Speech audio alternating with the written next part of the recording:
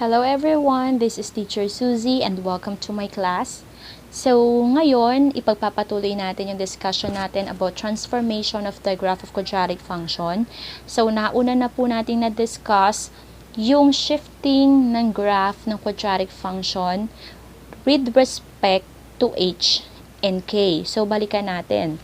We discussed from the previous lesson na ang h ang nagde-denote ng movement or shifting ng graph ng function whether left or right.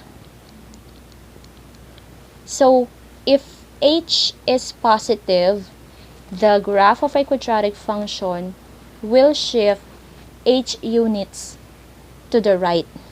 Okay? So, to the right if h is positive and to the left if h is negative.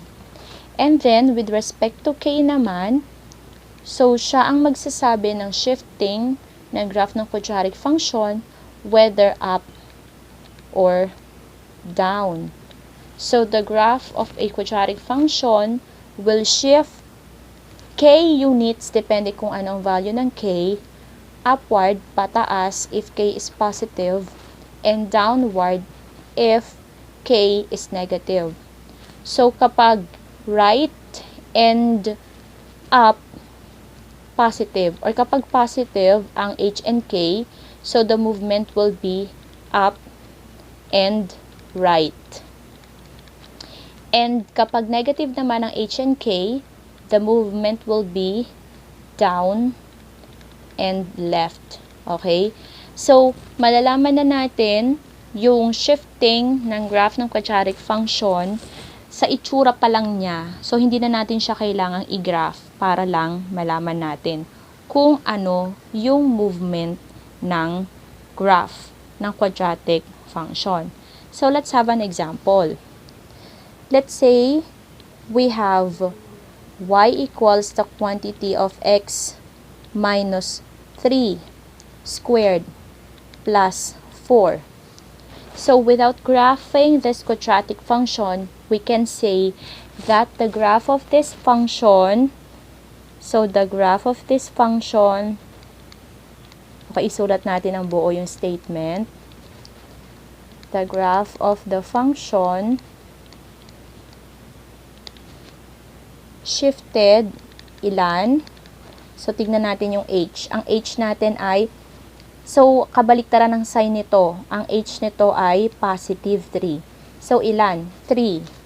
So, 3 units, dahil positive, papuntang kanan.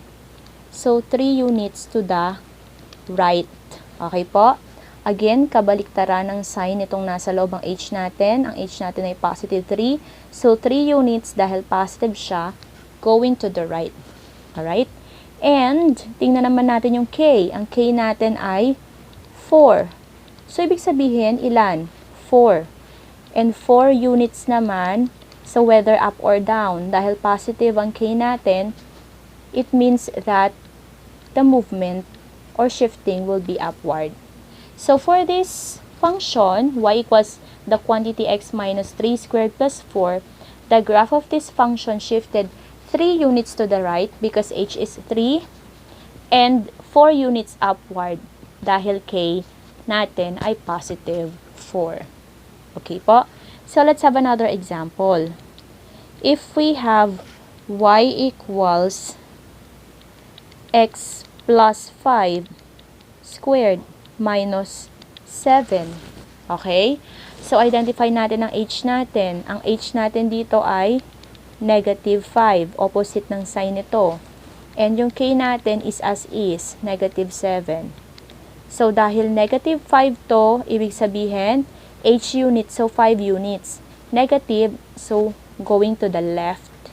And then, ito ay negative, so 7 units naman, pababa, down. So, it means to say that the graph of the given function, okay, shifted. How many? Ano ba yung h natin? 5. Okay? 5 units. Dahil ang sign ay negative to the left. Okay po? And, ano ba yung k natin? Negative 7. So, ilan? 7. 7 units. Ano ang sign ng 7? Negative. So, that is down. 7 units pababa. Downward.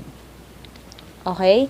And number 3, if we have y equals the quantity of x minus 10 squared minus 8. So again, h natin ay positive 10 and k is negative 8. So ang shifting nito, ng graph nito ay 10 units dahil positive ang 10, that will be going to the right. And then, ano yung k? 8. So, 8 units. Dahil negative yung 8 natin, papuntang left. Okay? So, yan lang po yung dapat nating tatandaan. Titignan natin yung ating h and k para malaman natin yung shifting ng ating graph. Okay po? So, hindi na natin kailangan pang i-graph yung function para lang malaman natin yung kanilang posisyon sa Cartesian plane. Kailangan lang natin tandaan, tignan ang kanilang h and k, yun po ang bilang ng kanilang shifting, at yung signs naman po ng h and k ang magsasabi kung saan ang kanilang shifting, whether sa kanan or sa kaliwa. Okay po? So, if you'd like to know more about this, paano, okay po, so panoorin po natin yung previous video dahil pinakita natin yung graph ng 4 na magkakaibang function na ipinakita kung ano yung effect ng pagbabago sa values ng h and k niya. So that will be all for today. See you again next time. Bye!